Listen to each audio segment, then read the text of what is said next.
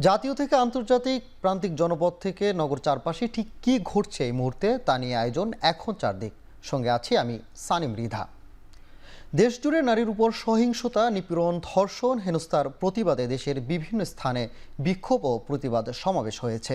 দ্রুত দেশের আইন শৃঙ্খলা পরিস্থিতি স্বাভাবিক এবং ধর্ষণের সাথে জড়িতদের বিচারের দাবি জানায় বিক্ষোভকারীরা। সকালে বিজ্ঞান, কলা ও ব্যবসা শিক্ষা অনুষদের বিভিন্ন বিভাগের শিক্ষার্থীরা ধর্ষকের সর্বোচ্চ শাস্তির দাবিতে বিক্ষোভ করেন। বলেন, দ্রুত দেশের আইন শৃঙ্খলা পরিস্থিতি স্বাভাবিক ও ধর্ষণের সাথে জড়িতদের বিচার করতে হবে। এদিন ক্লাস ও পরীক্ষাও বর্জন করেছে ঢাকা বিশ্ববিদ্যালয়ের শিক্ষার্থীরা। বিচার নিশ্চিত না হওয়া পর্যন্ত তাদের এই প্রতিবাদ কর্মসূচি চলবে বলেও জানান তারা। অন্যদিকে দেশব্যাপী বেড়ে চলা ধর্ষণের প্রতিবাদে নয়াপল্টনে প্রতিবাদ করেছে বিএনপির জাতীয়তাবাদী মহিলা দল। সমাবেশে যোগ দিয়ে বিএনপির সিনিয়র যুগ্ম মহাসচিব রুহুল কবির রিজভী বলেন, অন্তর্বর্তী সরকারের সময়ে ধর্ষণের মতো ঘটনা বাড়ার কারণ প্রশাসনের দুর্বলতা। দর্শকদের বিচারের দাবিতে হাইকোর্টের সামনে বিক্ষোভ করে ছাত্রদল।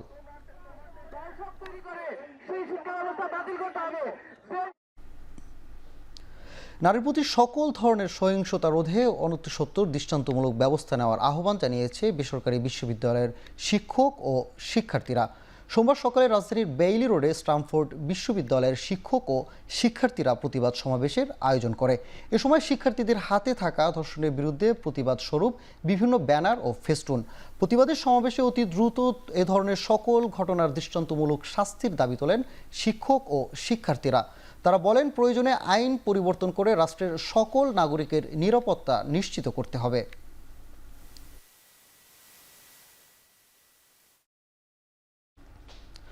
দেশজুড়ে প্রতিবাদ বিক্ষোভের মধ্যে কিশোরগঞ্জে এক মাদ্রাসা ছাত্রী এবং হবিগঞ্জে ৬ বছরের এক শিশুকে ধর্ষণের অভিযোগ উঠেছে। দুটি ঘটনায় জড়িত সন্দেহে ৬ জনের গ্রেফতার করেছে পুলিশ। পুলিশ জানায়, কিশোরগঞ্জে গত ৮ মার্চ রাতে মাদ্রাসা ছাত্রীকে মুখ চেপে ধরে অভিযুক্ত ও তার সহযোগীরা পরে নান্দোলা বন্ধ এলাকায় আটকে রেখে তাকে ধর্ষণ করা হয়। ৯ মার্চ ঘটনাটি পুলিশকে জানায় ভুক্তভোগীর পরিবার। এদিকে হবিগঞ্জের বানিয়াচংয়ে ৬ বছরের এক শিশুকে ধর্ষণের অভিযোগ উঠেছে। ভুক্তভোগী পরিবারের দাবি, রোববার বন্ধুদের সঙ্গে খেলছিল শিশুটি। এ সময় তাকে পাশের একটি বাগানে নিয়ে যায় দুই কিশোর। পরে শিশুটির চিৎকার শুনে স্থানীয়রা এগিয়ে এলে পালিয়ে যায় তারা। শিশুটিকে উদ্ধার করে হাসপাতালে ভর্তি করা হয়। এ ঘটনায় দুজনের নাম উল্লেখ করে মামলা করে পরিবার। এদিকে ধর্ষণের খবর শুনে মারা যায় শিশুটির বাবা। অন্য সরকার ক্ষমতায় এলে আওয়ামী লীগের বিচার করবে তার নিশ্চয়তা নেই বলে দাবি করেছেন এনসিপির আহ্বায়ক নাহিদ ইসলাম। সোমবার রাজধানীর সোহরাওয়ার্দী উদ্যানে জুলাই অভ্যুত্থানে আহত যোদ্ধা এবং শহীদ পরিবারের সদস্যদের নিয়ে আয়োজিত ইফতার ও দোয়া মাহফিলে কথা বলেন তিনি। এ সময় বিচার ও সংস্কারের রোডম্যাপ ঘোষণা করতে অন্তর্বর্তী সরকারের প্রতি আহ্বান জানান নাহিদ ইসলাম। সংগঠনটির সদস্য সচিব বলেন, শুধু নির্বাচনের দাবি দিয়ে নয়, সংস্কার থামিয়ে রাখা সম্ভব নয়। ৫ আগস্ট জনগণ আওয়ামী লীগের ব্যাপারে রায় দিয়েছে। এদিকে বিচার ও সংস্কার শেষ হলে নির্বাচন করতে সর্বাত্মক সহযোগিতা করবে কথাও জানান এনসিপির নেতারা।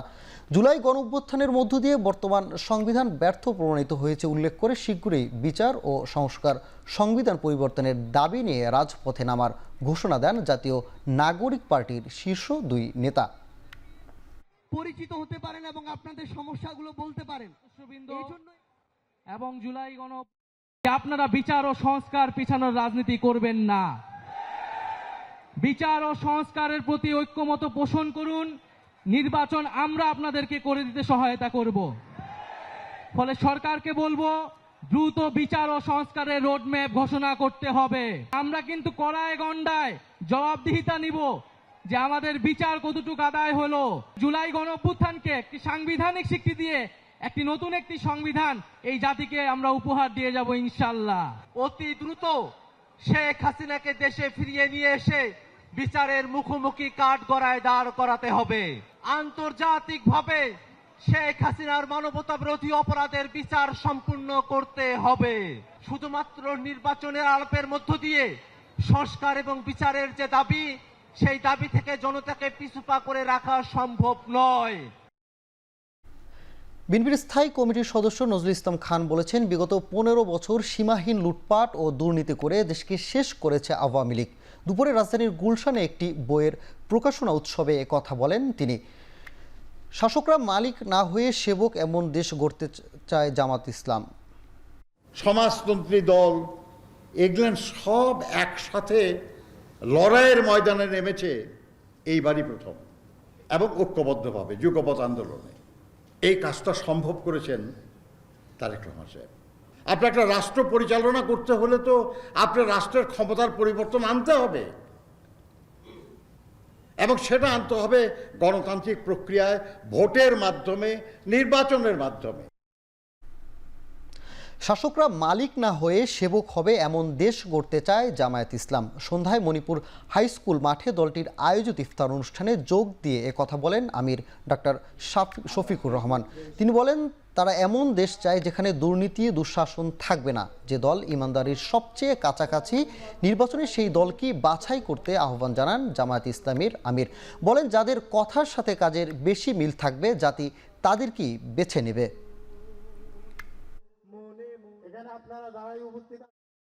কোন লোকটা 12 মাস 365 দিন দায়িত্ববোধ এবং ইমানদারির সাথে সামাজিক দায়িত্ব পালন করে, আপনি তাকে বেছে নেবেন। ওই ভণ্ডকে বেছে নেবেন না, যে নির্বাচনের সময় আপনাকে ধোঁকা দেওয়ার জন্য তার ড্রেস পরিবর্তন করবে, তার মনোভাব পরিবর্তন করবে, তার আচরণে পরিবর্তন আসবে, কিন্তু election period is over, everything over. এখন আর 5 বছর আপনারা চিনবে না, আবার ইলেকশন আসলে চিনবে।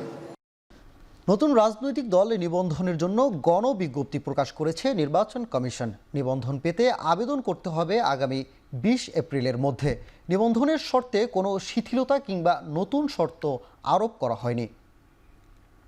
নতুন যারা রাজনৈতিক দল হিসেবে নিবন্ধিত হতে চান তারা আগামী 20 এপ্রিল 2025 তারিখ পর্যন্ত নির্ধারিত শর্ত পূরণ করে আমাদের কাছে আবেদন করবেন। আমরা সেটা পর্যালোচনা করব এবং তার পরবর্তীতে যে নিবন্ধন প্রক্রিয়া আছে সেটা সম্পন্ন করব। আগে যে বিধিগত ব্যবস্থাগুলো ছিল, যে 1/3 জেলা পর্যায়ের, 100টা উপজেলা পর্যায়ে এবং অন্যান্য যে শর্তগুলো আছে সেটা বিজ্ঞপ্তিতেও এটা দেওয়া আছে। আপনারা একটু দয়া করে এটা দেখে নেবেন।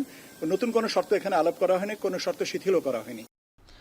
জুলাই আন্দোলন নিয়ে সেনাবাহিনীকে জাতিসংঘের মানবাধিকার বিষয়ক হাই কমিশন থেকে কোনো ইঙ্গিত কিংবা বার্তা জানানো হয়নি। যদি এ বিষয়ে জাতিসংঘ কোনো উদ্বেগ প্রকাশ করে থাকে তা তৎকালীন আওয়ামী লীগ সরকারকে জানানো হতে পারে বলে জানিয়েছে আইএসপিআর। জুলাই আগস্টে ছাত্র জনতার গণ অভ্যুত্থানে বাংলাদেশ সেনাবাহিনীর ভূমিকা নিয়ে জাতিসংঘের মানবাধিকার বিষয়ক হাই কমিশন মিস্টার ভলকার তুর্কের মন্তব্যের প্রতিক্রিয়া জানিয়ে বিজ্ঞপ্তিতে একথা জানায় আইএসপিআর। ভলকার তুর্ক এর মন্তব্য কিছু মহল মাধ্যমে ভুলভাবে উপস্থাপিত হচ্ছে, যা সেনাবাহিনীর ভূমিকা সম্পর্কে ভ্রান্ত ধারণা সৃষ্টি এবং এর পেশাদারিত্বে প্রশ্নবিদ্ধ করতে পারে বলেও জানায় আইএসপিআর।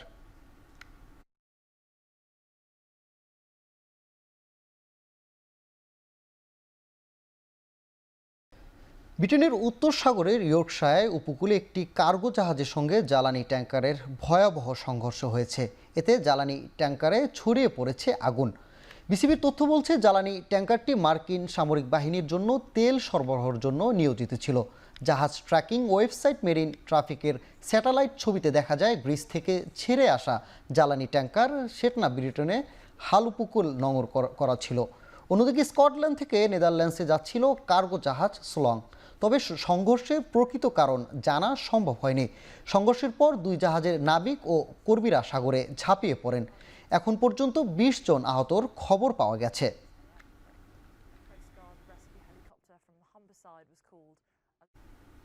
ফ্রাঙ্কফুর্ট ও মিউনিখ সহ জার্মানির 13টি বিমানবন্দরে একদিনের ধর্মঘট করছেন কর্মীরা।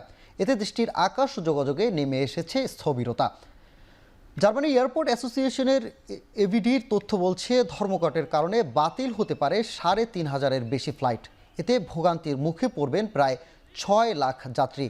জীবনযাত্রার ব্যয় বেড়ে যাওয়ায় 8% বেতন বাড়ানোর দাবি জানালেও তা প্রত্যাখ্যান করে বিমানবন্দর কর্তৃপক্ষ। এরপরই ধর্মঘটের ডাক দেয় কর্মীদের সংগঠন ভার্ডি ইউনিয়ন। এবার খেলার প্রসঙ্গ। মে মাসে অনুষ্ঠেয় বিসিএলের আসরে 4 দিনের ম্যাচকে ঘিরে বিসিবির রয়েছে নতুন কিছু পরিকল্পনা। দেশের ঘরোয়া ক্রিকেটে প্রথমবারের মতো গোলাপি বলের প্রচলন হতে পারে বলে জানিয়েছেন বিসিবির পরিচালক আকরাম খান। ন্যাশনাল লিগ যেটা খেলি, যেখানে আপনার 8টা ডিভিশন, সেখান থেকে আমরা 4টা ভাগ করে আমরা ওই টুর্নামেন্টটা করি এবং এটা আমরা আরও এক্সাইটেড করার জন্য এবং যেহেতু মে মাসে আপনার গরম অনেক বেশি পড়ে, তো আমরা এটা জাস্ট প্ল্যান করছি, বাট এখনও ফাইনাল না। যে আমরা চিন্তা ভাবনা করেছি যে হয়তো বা পিঙ্ক বল দিয়ে আমরা করতে পারি। এপ্রিলে শুরু হতে যাওয়া AHF কাপে অংশ নিতে নেওয়ার লক্ষ্যে 33 খেলোয়াড় নিয়ে ক্যাম্প শুরু করেছে বাংলাদেশ হকি ফেডারেশন। মাওলানা ভাসানী হকি স্টেডিয়ামে হেড কোচ মামুনুর রশিদের অধীনে চলছে অনুশীলন ক্যাম্প। ইন্দোনেশিয়ার জাকার্তার হতে যাওয়া এবারের আসর শুরু হবে এপ্রিলের 17 তারিখ। এই টুর্নামেন্টে ভালো অবস্থান তৈরি করে আসন্ন এশিয়া কাপে নিজেদের ভালো অবস্থান তৈরি করতে চায় টিম বাংলাদেশ। এছাড়া এমন আন্তর্জাতিক আসর খেলার জন্য পর্যাপ্ত অনুশীলনের ঘাটতি রয়েছে বলে জানিয়েছেন কোচ ও খেলোয়াড়রা। তবু AHF কাপে গোলবারের সাফল্য ধরে রাখতে চায় তারা।